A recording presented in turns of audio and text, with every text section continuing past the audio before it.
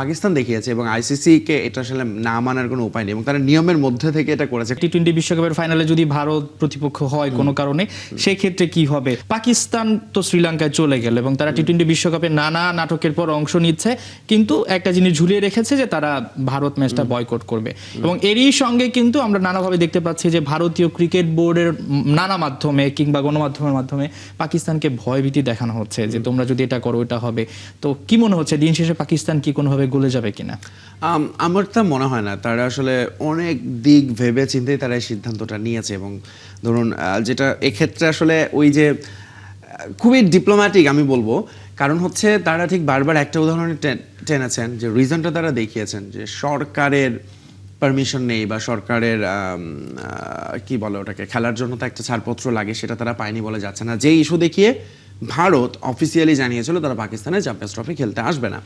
So একই রিজনটা এখন পাকিস্তান দেখিয়েছে এবং আইসিসি কে এটা আসলে না মানার কোনো উপায় নেই এবং তারা নিয়মের মধ্যে থেকে এটা করেছে। খুব ইন্টারেস্টিং এই আলোচনা যখন আমরা যাচ্ছি, একটু আগে আমরা বাংলাদেশ ক্রিকেট বোর্ডের অবস্থানটা নিয়ে কথা বলছিলাম এবং একটা জিনিস একটু এই ক্ষেত্রেও বলা দরকার, যখন ওই একটা টেনশন চলছিল, যেমন আপনি যেটা বললেন যে পাকিস্তান ভারতে যাবে কি যাবে না এবং কিছু জিনিস এখনও ঝুলে আছে, ভারতের সঙ্গে ম্যাচ তারা খেলবে না, বাট এই পুরো ইস্যুতে আপনি কিন্তু দেখবেন বিসিসিআই এবং পিসিবি কারো তরফ থেকে অফিসিয়াল কোনো বা কোনো বোর্ড ডিরেক্টর কোনো কেউ গণমাধ্যমে কেউ কিন্তু কোনো কথা এসে বলেনি, একদম অফিসিয়াল। শুধুমাত্র আপনি দেখবেন যে বিসিসিআই সেক্রেটারি একটা প্রেস কনফারেন্স করেছেন এবং প্রেস রিলিজ দিয়ে দিয়েছে পরে, পাকিস্তানের দিক থেকে শুধুমাত্র নাকভিই কথা বলেছে, আর কেউ কিন্তু কথা বলেনি। কিন্তু আমাদের ক্ষেত্রে কিন্তু হয় কিন্তু উল্টোটা, দেখবেন সবাই মিলে আমরা এত কথা বলতে থাকি এবং ঘটনার নানা দিকে প্রবাহিত হতে থাকে, জিনিসটা ফজরঘট পাকিয়ে যায়।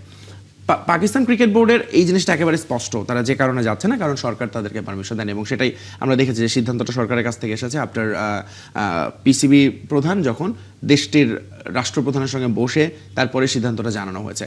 ফলে আইসিসি আসলে আনুষ্ঠানিকভাবে এটার জন্য কোনো শাস্তিতে যেতে পারবে না, তবে কিছু আর্থিক জরিমানা হতেই পারে এবং হবে বলে মনে করা হচ্ছে, কিন্তু সেটাও আসলে পাকিস্তানের জন্য খুব বেশি বড় চ্যালেঞ্জিং নিয়ে যাতে তাদেরকে ওই সিদ্ধান্ত থেকে ফেরত আসতে হবে যে না আমরা খেলবো ভারতের সঙ্গে। কারণ হচ্ছে তারা এটাও জানে যে এক্ষেত্রে আসলে লসটা বেশি আইসিসি এবং বিসিসিআই এর এবং তারা সেটাই চেয়েছে।